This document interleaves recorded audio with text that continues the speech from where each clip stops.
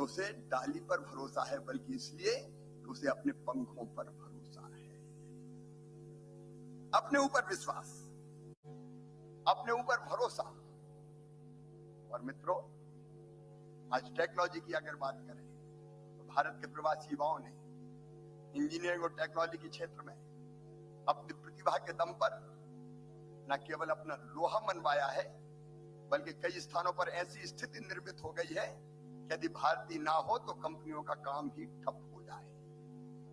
और इसलिए ये जो दोनों विषय हैं, ये हमारे लिए महत्वपूर्ण है, न केवल देश की प्रगति और विकास के लिए, बल्कि दुनिया को आगे बढ़ाने के लिए।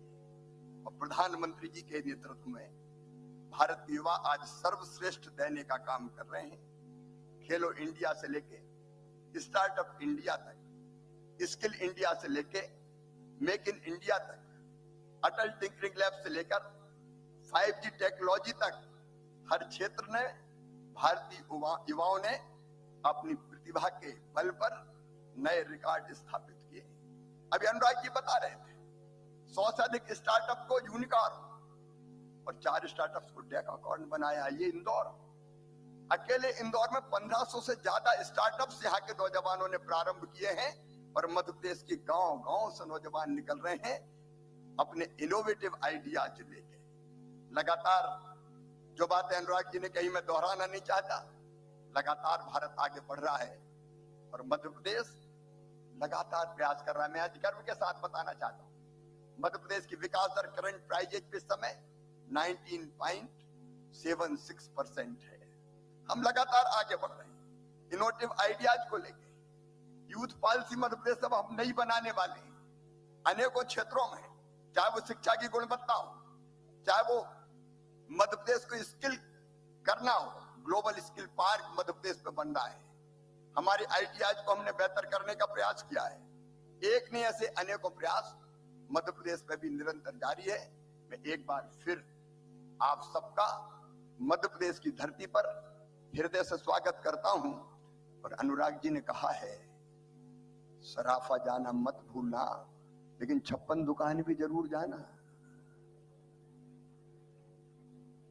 अद्भुत है इंदौर और सचमुच में अद्भुत है मध्य प्रदेश। जन संपदा, जल संपदा, वन संपदा, खनिज संपदा, यहाँ महाकाल महालोक है।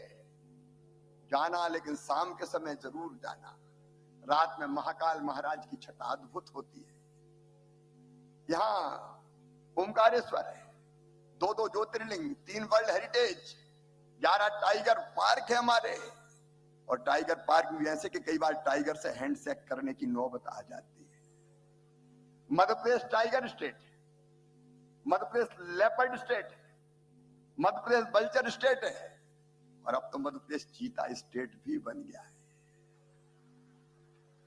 इस मध्य प्रदेश में आपका स्वागत है। जब कोई इनोवेटिव आइडिया आए और आपको लगे कि मध्य प्रदेश में जमीन को उतारना है, तो मामा को याद कर लेना, आपका साथ देने में हम कोई कसर नहीं छोड़ेंगे। एक बार फिर आप सबका इस धरती पर हृदय से स्वागत है, अभिनंदन है। आप आए, मध्य प्रदेश धन्य हो गया। एक बार फिर मेरे साथ बोलिए भारत माता की, भारत माता की। और अंत में केवल एक बात कह के, ये नहीं ये हाथ केवल हाथ मलने के लिए, तू इन्हें मुट्ठी बना दुनिया बदलने के लिए। भारत भी बदल रहा है, दुनिया भी हम बदलेंगे। बहुत बहुत धन्यवाद।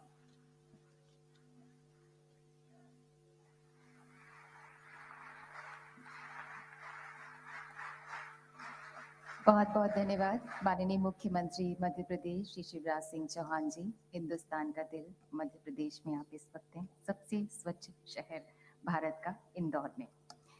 We feel privileged with the august presence of the Honorable Member of Parliament Australia, Ms. Janita Mascarenhas. May I request you, Madam, to kindly address us.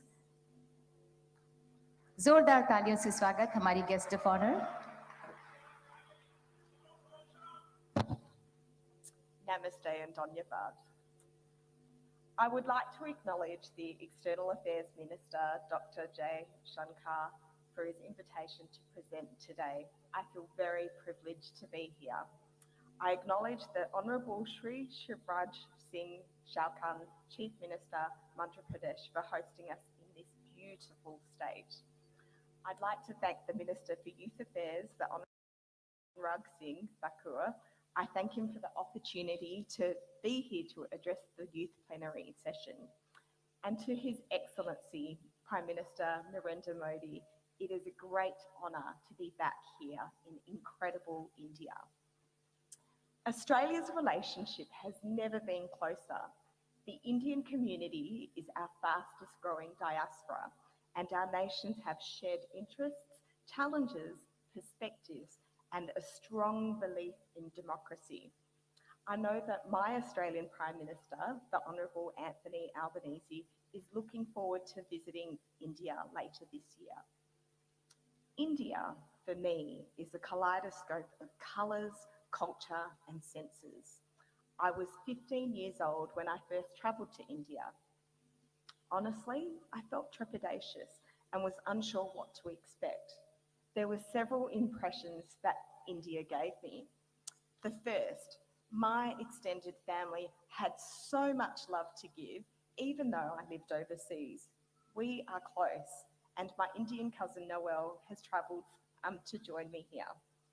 My dad has an incredible work ethic, but then I understood that this is a shared trait of my whole extended family, but really the Indian diaspora.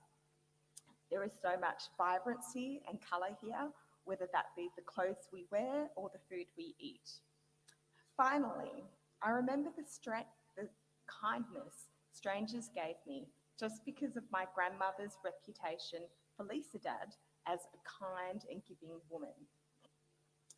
India is a diverse country. The sleepy backwaters of Kerala represent an aquatic paradise. The desert skies of Gujarat offer glittering star-spangled skies, or here in Indore, the street food here is a flavour sensation, as I learnt last night. And for me as a Goan, it's famous for its New Year Eve parties, but for Goans, we start the new year by going to midnight mass. India's diversity is what makes this country seem like it's contradictory, but rather I like to think of it as a country that has duality, two opposite parts that coexist. I think it's this duality that helps the Indian diaspora be so successful. Mixing old ideas is not new or unfamiliar concept to India. India is arguably one of the most successful nations who practices ancient religions while embracing new technologies and boasting cities like Bengaluru and its own thriving movie industry. Duality happens on a national level, but I think it happens on an individual level too. Minister Thakur showed this by speaking in both Hindi and English seamlessly. As we, the Indian diaspora, seek to do great things around the world, we fall in love with other countries and create new lives and worlds for our family. We then get to blend the best aspects of Indian culture with the best aspects of another country, and essentially we create a third culture. Following this, I'd like to talk about some members of the Australian Indian diaspora who are at the forefront of innovation and new technologies. Ajay Prakash had the vision to empower 1 billion people to discover meaningful work through his education startup called Entry Level. He is one of Australia's top 100 innovators and is a Forbes Under 30 entrepreneur. Ajay's platform delivers short, intensive, affordable programs with professional mentors from companies including Atlassian, Wise and StartMate. Recognising that almost 200 million jobs were lost during 2020, largely due to COVID, Ajay wanted to think about ways to reskill people. Ajay's ambitious goal is to prevent mass unemployment by 2030. The thing that I find particularly refreshing about Ajay is that he openly talks about failing. Culturally, this is something that I think many of us would struggle with. However, smart entrepreneurial culture has taught me that it's smart to fail fast and fail small to crack open the next innovation. Then there's Veena Shawajala, who's a material scientist, engineer, and inventor. She is the recipient of the Pravasi Bharataya Samman. She is passionate about waste. She was talking about green steel production before it was cool. She thought that it would be smart to use end-of-life tires to replace coal and coke in steelmaking. The Pulitzer Prize-winning author Charles Duhigg told us that innovation happens by mixing old ideas in new ways. Well, Veena was literally doing this by diverting almost 200 million tires from landfill and then using them in the furnace during steel production.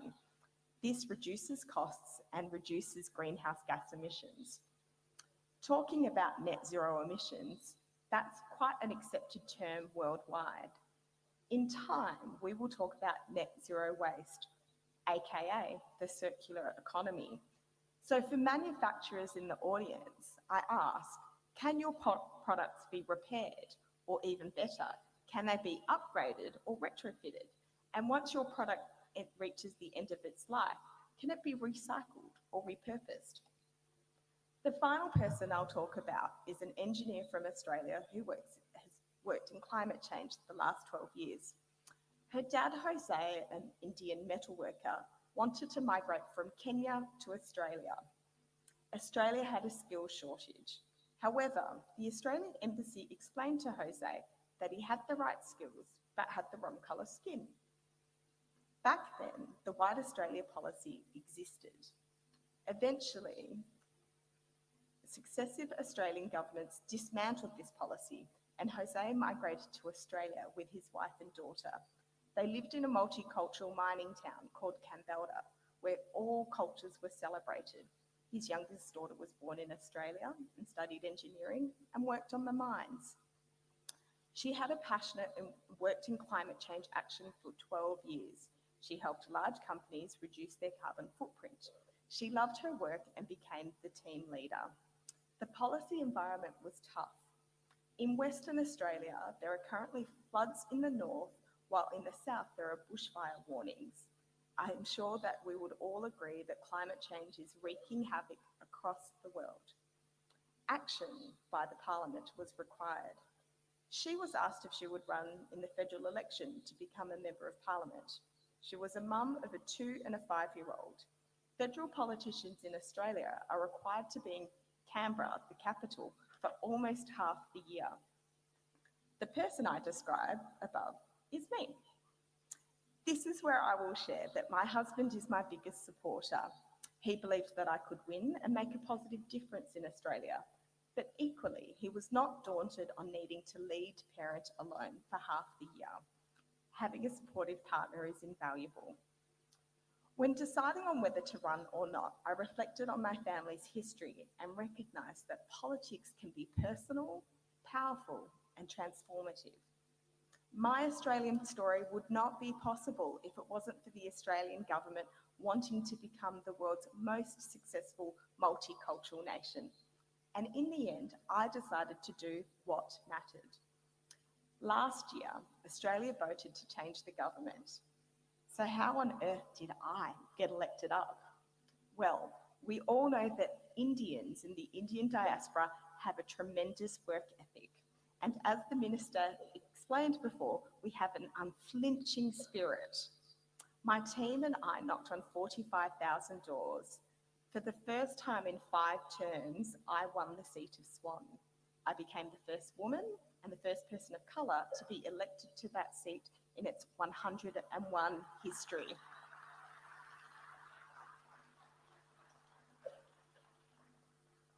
I can't tell you why I definitively won. One strong factor is the character of the new Australian Prime Minister, Anthony Albanese. Authentic leadership matters. But I also think that my electorate wanted to have more diversity in Parliament, not just gender or ethnic background, but my skill set too. My electorate loved that I am a working mum and engineer. I want to leave you with this thought. The Indian diaspora combines two cultures to create a third culture with the best of both worlds. I encourage you to do what matters. And going further, you should think about your legacy. I reflect on my grandmother's, Felicidad's, tremendous legacy. She passed away 29 years ago yesterday, and even though I never met her, her presence was always felt strongly, long after she left our earth. So I'd like to ask you, what will your legacy be?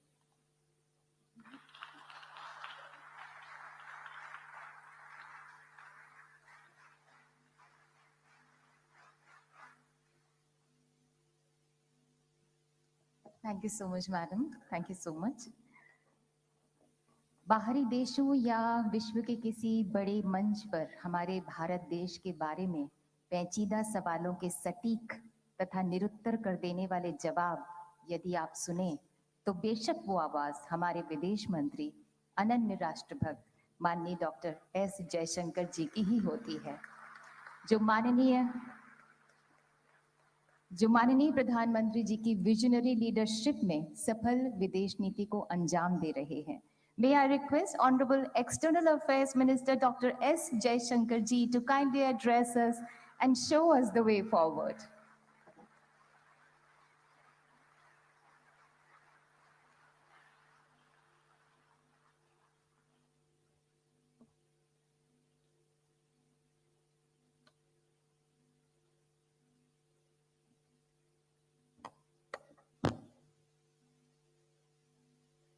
Respected Chief Minister of Madhya Pradesh, Sri Shivraj Singh Chouhan, Honorable Minister of Youth Affairs and Sports, Sri Anurag Singh Thakur ji, Guest of Honor, Ms.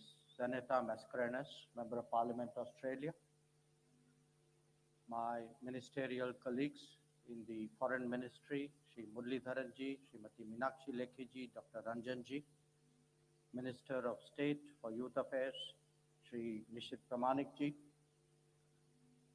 Ministers of the Madhya Pradesh government, Secretary Asif Syed, who deals with diaspora affairs, Secretary Neeta Rajiv Lochan, friends, my youthful delegates from India and abroad. Let me first of all extend my warmest greetings to all of you. My welcome at the first event of the 17th Pravasi Bharatiya Divas Convention, which is the Youth Pravasi Bharatiya Divas. We all know why we are here. We are here because in the I would say memorable words of the Prime Minister at a legendary diaspora event, he said that हमारा तो खून का रिश्ता है, passport का नहीं.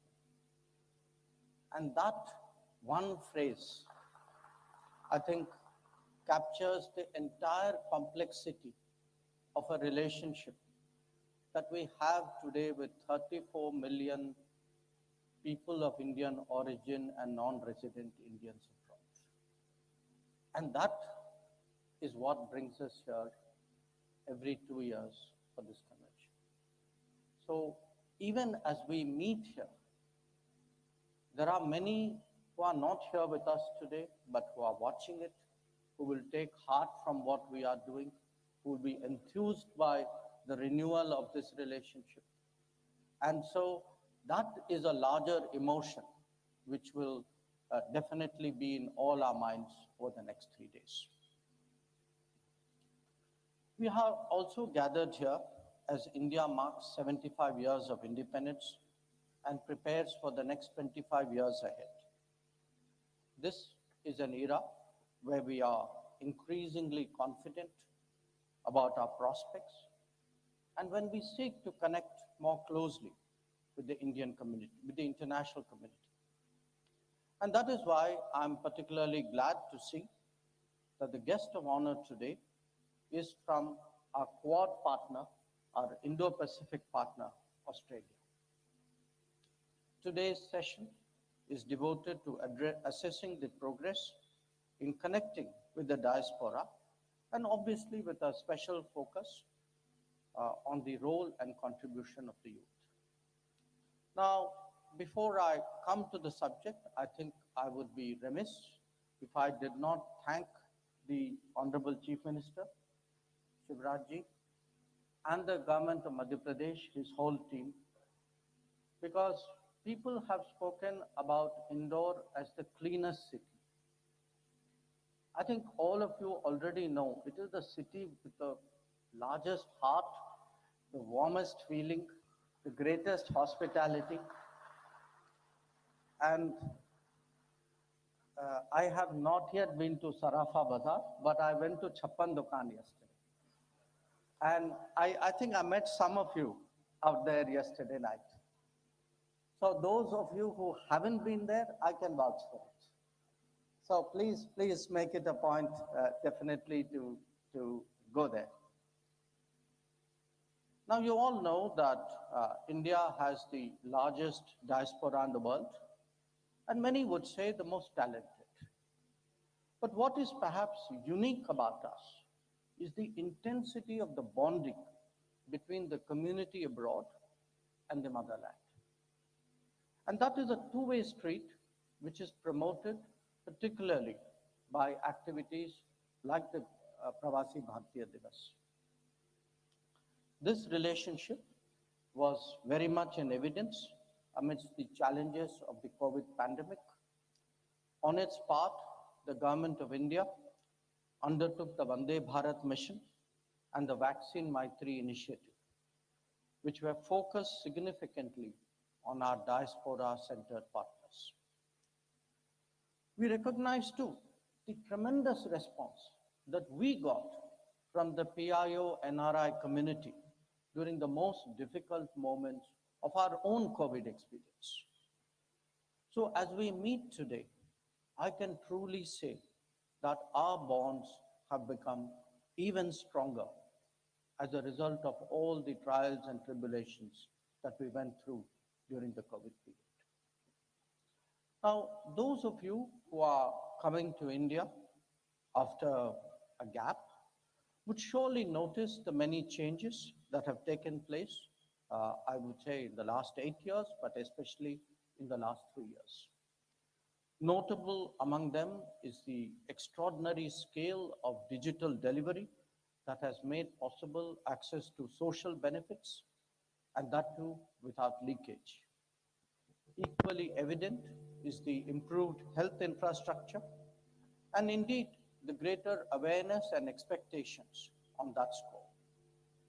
You would also see enormous infrastructure activity. In fact, as you come in from the airport, you can see the construction which is going on.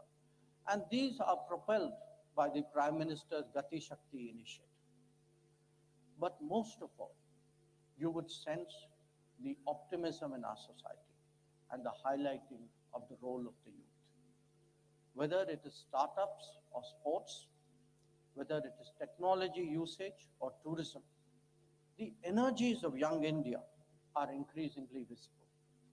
This is what has led us to define the theme for this year's Youth PPT. The younger generations are also very much in the forefront of connecting India to the world. They do so not only through their activities at home, but by studying, working, and traveling abroad. Our endeavor is therefore to maximize support for them and to ensure that they realize the benefits and achievements that are due to them. We strive to create a better workplace, a more secure traveling experience, and a non-discriminatory treatment abroad. It could take the form of migration and mobility partnerships, as we have done recently with Germany, Denmark, Portugal, France, and UK, just to give you some examples. Or a working holiday program, as we have just signed with Austria, or the more liberal working conditions that have been extended by the Australian government. or for that matter, more predictable and liberal visa and work provisions in some other nations. It may be the services and support provided by the Indian Community Welfare Fund, or even something as simple but as important as the swift replacement of a lost passport, and the more efficient rendering of consular services. The redressal of grievances in a transparent manner through online mechanisms like Madhya is by now well established.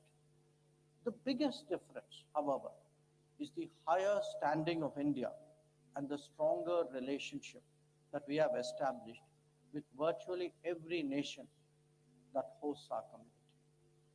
This is reflected in your stature and standing in these societies. The identity of a diaspora is very much derived from how closely it is connected to its roots. Here too, our efforts have been to encourage easier exposure to Indian culture and traditions abroad. Many of our embassies, in fact, I think most of them today, now offer yoga, dance, and music classes. We ask them also to support and facilitate community functions and collective activities. It is a matter of pride for us that centers of faith are growing abroad. And I think the one in Abu Dhabi has attracted particular attention. That centers of faith are going abroad because they also serve to inculcate values, promote culture, and nurture traditions. The youth living abroad today, therefore, has many more opportunities than before to stay connected.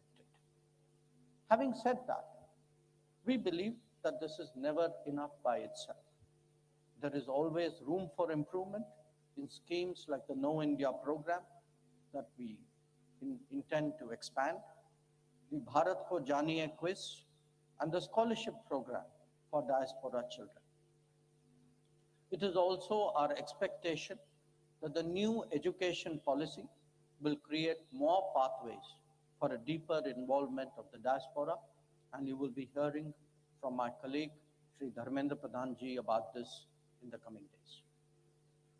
Within the country, Prime Minister Narendra Modi has urged us all to focus on the Amrit Kal, the period leading up to a century of independence.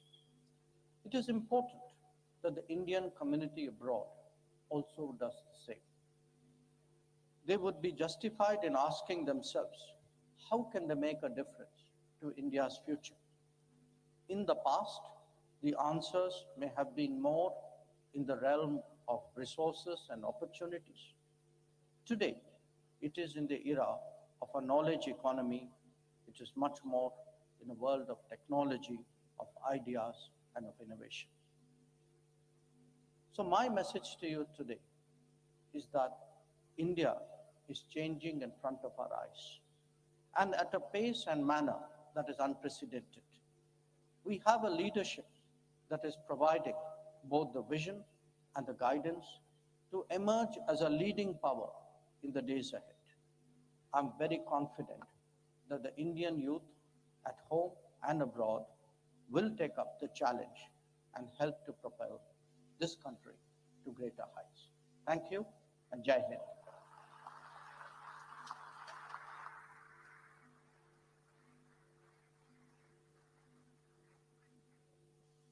Thank you, sir, for your very insightful and inspiring speech.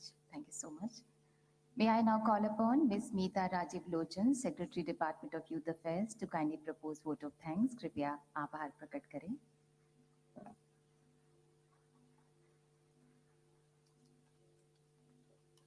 Friends, first of all, I would like to thank Honorable Chief Minister Madhya Pradesh, Shivraj Singh Chouhan ji, for hosting the Yuva Pravasi Bharatiya Divas in such a very wonderful way.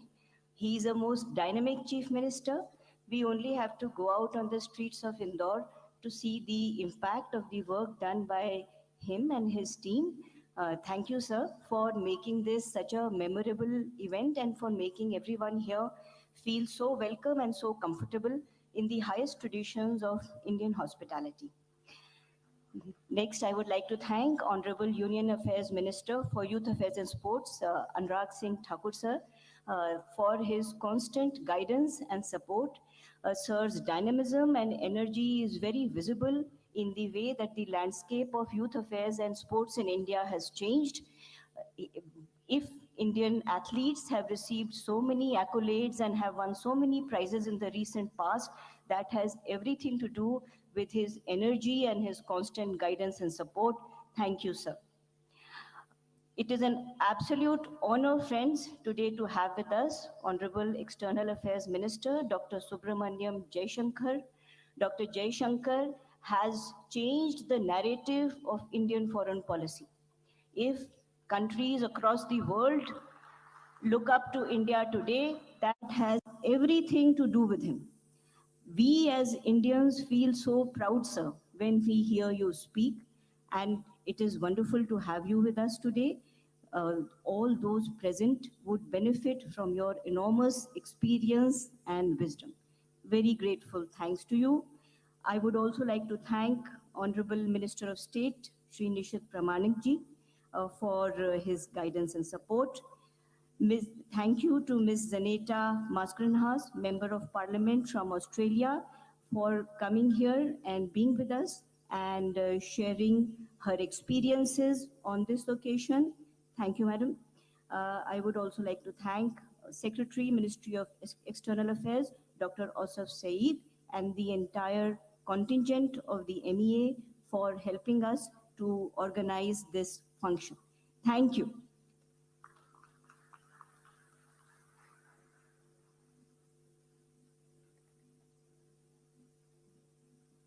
बहुत बहुत धन्यवाद सचिव महोदया. Thank you so much all the dignitaries, esteemed dignitaries on the dais. आपका बहुत बहुत धन्यवाद पधारने के लिए. Thank you, Honorable Ms. Janita Mascarenhas and Honorable External Affairs Minister and all the dignitaries on the dais, Shri Anurag Singh Thakur ji, माननीय मुख्यमंत्री जी, सबका बहुत बहुत धन्यवाद पधारने के लिए. और आप सभी से